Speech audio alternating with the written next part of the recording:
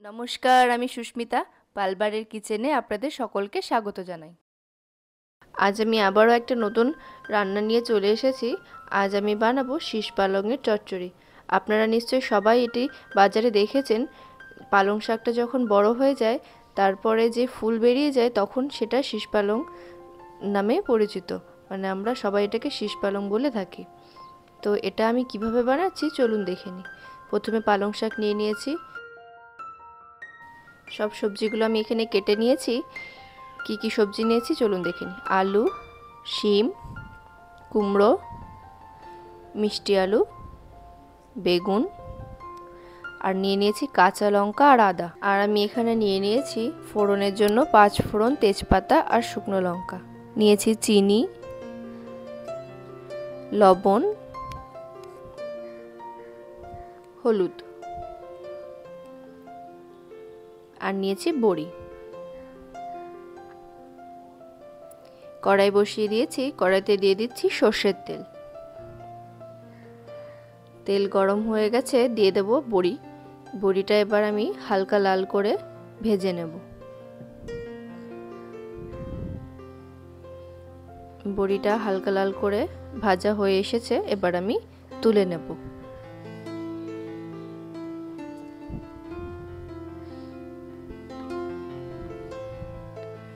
বড়িগুলো সব তুলে নিয়েছি। এরপর আমি ওই তেলের মধ্যে দিয়ে দেব মিষ্টি কুমড়ো। কুমড়োটাকে এবার ভালো করে ভাজা করে নেব।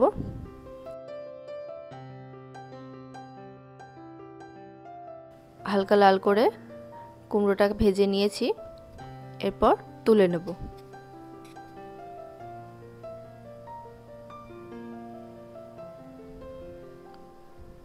কুমড়োটা তুলে নিয়েছি। এরপর ওই তেলে দিয়ে দেব মিষ্টি আলু।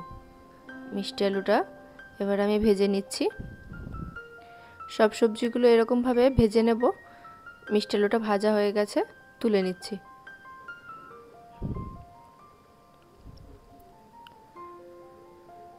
এরপরে দিয়ে দিলাম শিম। শিমটাকেও ওই একইভাবেই আমি ভেজে নেব।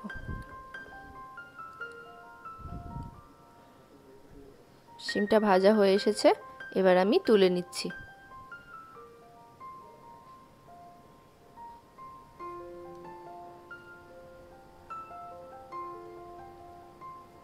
এরপরে আমি দিয়ে দেব আলু।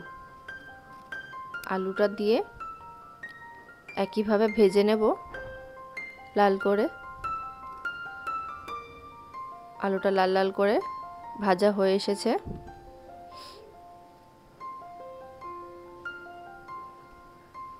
আলুটা ভাজা হয়ে এসেছে, এবার আমি আলুটাকে তুলে নেব।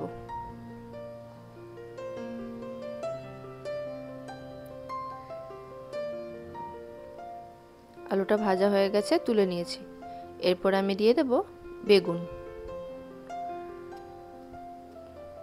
বেগুনটা দিয়ে বেগুনটাও ভালো করে ভাজা করে নেব।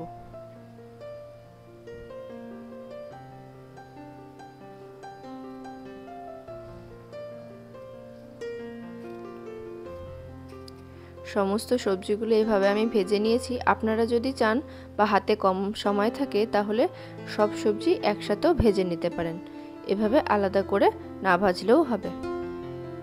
বেগুনটা ভাজা হয়ে গেছে, আমি তুলে নিচ্ছি।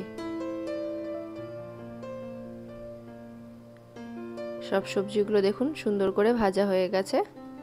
এরপর আমি কড়াইতে তেল দিয়ে দিয়েছি। দিয়ে দিলাম ফোড়ন, 5 ফোড়ন, শুকনো লঙ্কা, তেজপাতা। ফোড়ন থেকে সুন্দর গন্ধ চলে এলে এর মধ্যে আমি দিয়ে দেব পালং শাক।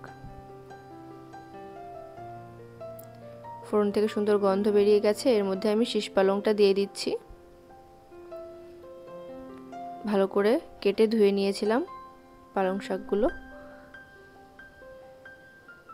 এবার ভালো করে একটু নাড়াচাড়া করে ঢাকা দিয়ে দেব, যাতে শাকটা সেদ্ধ হয়ে যায়।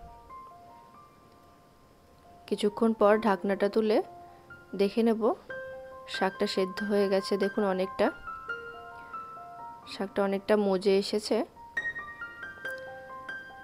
এবার ভালো করে নাড়াচাড়া করে নিচ্ছি।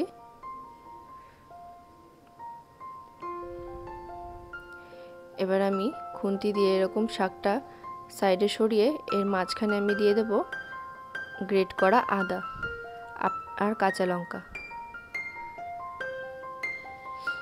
দিয়ে দেব পরিমাণ মতো লবণ আর হলুদ। এবার দিয়ে একটু কষিয়ে নেব।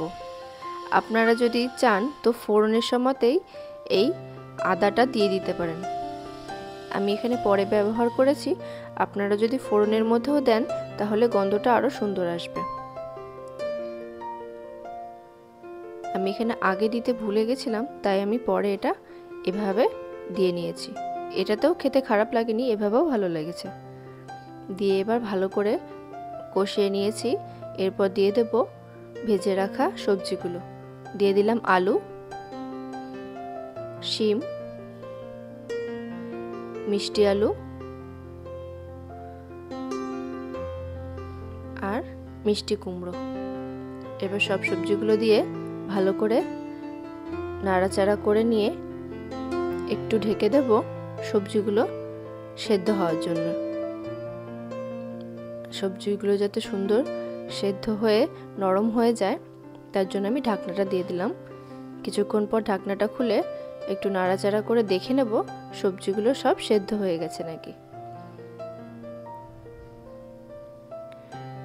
সবজিগুলো দেখুন সুন্দর সেদ্ধ হয়ে গেছে।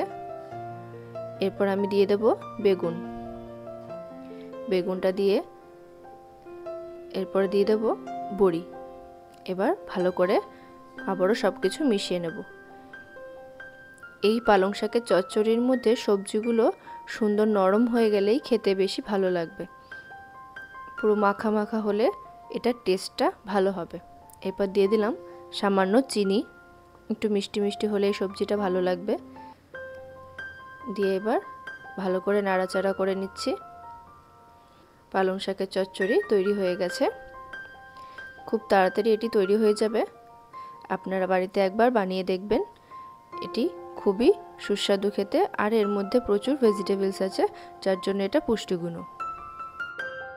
আমার আজকের ভিডিওটি যদি আপনাদের ভালো লেগে থাকে তাহলে লাইক করে দেবেন, এবং যারা আমার চ্যানেলটি সাবস্ক্রাইব করেনি তারা অবশ্যই চ্যানেলটিকে সাবস্ক্রাইব করে দেবেন।